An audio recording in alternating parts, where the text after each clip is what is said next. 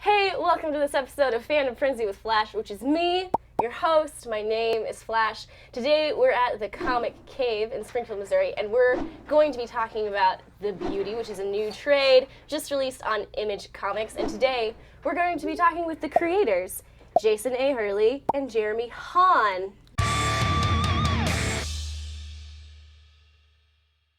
Give me a quick rundown of how you started your careers. How did you get here today?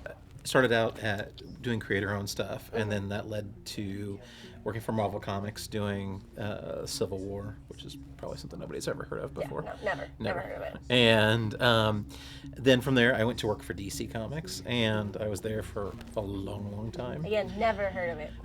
And then I drew The Darkness for Top Cow, and after that, I went back to DC, and then I was like, all the cool kids are doing creator-owned stuff. I want to get back to doing that. Are you allowed to say whether you liked working for Marvel or DC better? I mean, I'm enough of a rebel that I would say. I worked for DC longer, and I got to draw... You got to draw Batman. I got to draw Batman. Oh, It really breaks down to the fact that I got to draw Batman. All right. Yeah. Most of the work that I did for DC was in the Bat Office, so I got to draw Batman, I got to draw Batwoman. So that's kind of, you can't really complain. No. This is actually my first major comic work. I've been in the industry for a long time because I have owned and run comic shops and worked at them forever. If you look up forever in the dictionary, it actually says around 15 years. You'd been working on the concept of The Beauty for a while, and then you guys came together on it. How did the idea come into being? I was in LA, and I was looking at all of these beautiful, vapid people. Not everybody in LA is vapid, but I was out there, and I'd been thinking about doing something that was creator-owned, something new, something that was, purely exactly the kind of story that I wanted to tell. Most stories start with a question, a central theme, and it was, if you could be perfectly, in quotation fingers, perfectly beautiful, what would you be willing to do? Would you be willing to catch a disease in order to do that? And I realized that a lot of people would probably still say yes. Mm-hmm. And that was the genesis. We were on a car trip home from a convention in St. Louis and had about 4 hours to do nothing. And he told me about a concept he had, and then we worked it out and just kind of came up with characters and a plot line all the way home. And by the time we got home, it was like, I guess we're just going to do this then. Well, we've been friends long enough, too, that, he tells me when I'm an idiot about, mm-hmm. which is a lot.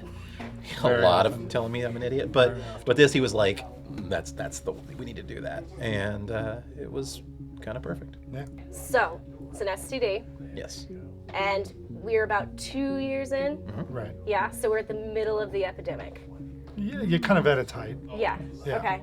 And then people start dying. Right. And then Foster and Vaughn have to figure out what's going on Yes. in this arc. Right. Yeah.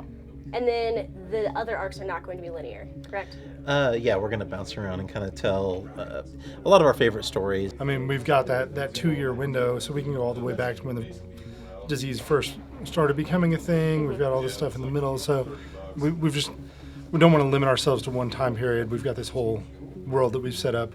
So the platonic relationship between Foster and Vaughn is probably one of my very favorite things. And my very good friend Schwade over here, who's operating this lovely boom mic you can't see.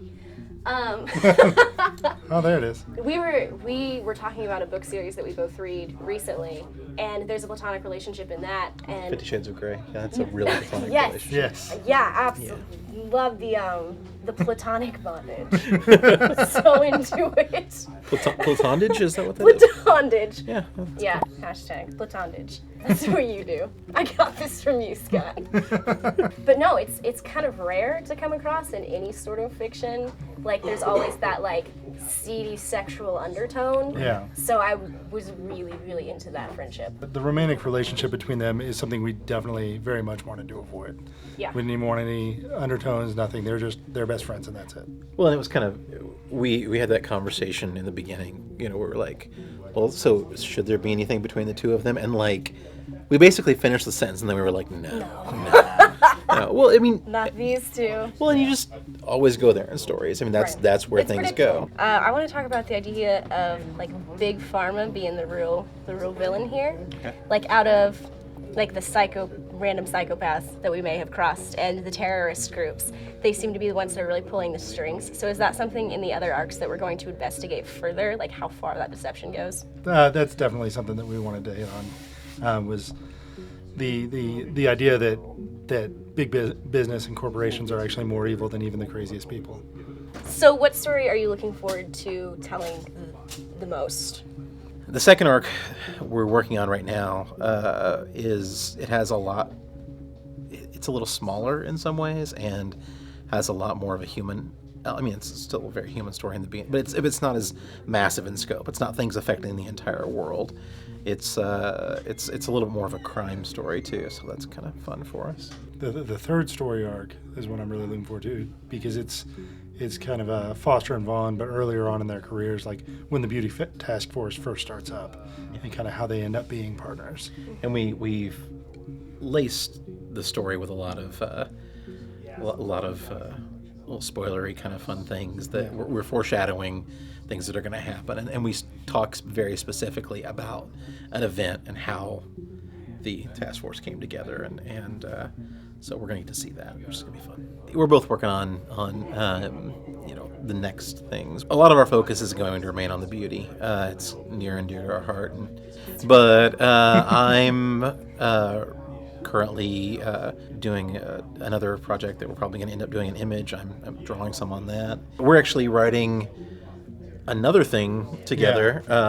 We've got a horror story that we're going to be doing. Yeah, we're big horror nuts. So as you can tell, even in our little feel good STD book, there's a lot of horror elements. So but this one's gonna be pure horror thing, and Hurley is gearing up. He's been working on his solo book that it's and it's insane. It's really a lot of fun. So it's kind of taking elements of every genre that I like and kind of trying to smash everything together into one book and see what happens. Just tons of things. In just the best way. Well, and you like a lot of stuff. Yeah. This question is really important, and this question's for you, Hurley. Oh. What are you stoked about for WrestleMania This year? this year? Nothing. Not much at all. Nothing at all. Yeah, pretty much. I mean, I guess it'll be cool to see Shane jump off something really high. Mm-hmm. That's about it. That's all I got. Onto the Undertaker. Yeah, potentially. Maybe. No, that old man is not going to let little boy land on him like that. He's growing his hair back out. Yeah. Yeah. So and actually, I've seen he's been posting a lot of gym videos. He's looking in great shape for a 50-year-old man. What was 3 years ago that he was rail thin? Rough. Yeah, a few years ago I was like, oh, okay, this is the last one. But then he's gotten into great shape the last couple of years, and then they're like, oh, you know what we should do with this guy who has really gotten himself into shape? We should put him against a dude who hasn't been in a ring in 15 years. That's what we should do. That's what we should totally do. Thanks for tuning in to this week's episode of Fandom Frenzy with Flash, which is me. We were talking about the beauty, so go ahead and pick that up at your local comic book store. If you liked what we did today, then go ahead and hit the subscribe button, and then why don't you just go ahead and jump on over to the thumbs up and the like button too, because they're right next to each other. It would be so convenient for you to do that. Also, below, drop us a comment if there's something that you'd like us to talk about or check out in the future. And there's all of our social media links, and all of their social media links. So, click on those, follow us, like us. We did this for you. You got a little Buffy obsession, don't you? Oh, I have the third library edition back there to buy. And you were licking it. I don't know why that was that about. Yeah, I do have a Buffy obsession. That's the second time. Okay. Anyway. Is there anything else in our comic that looks like Buffy to you? No. Just Just your two main characters. Kelly, kick in just a little bit. There you go. Perfect. Thank you. Okay. You're scooting back. Just cuddle. It's cool. We're cuddling. You want to take the lead on that? No? Okay. Fine, I'll do it. Yeah, we Well, both... actually... You son of a monkey. Always with you.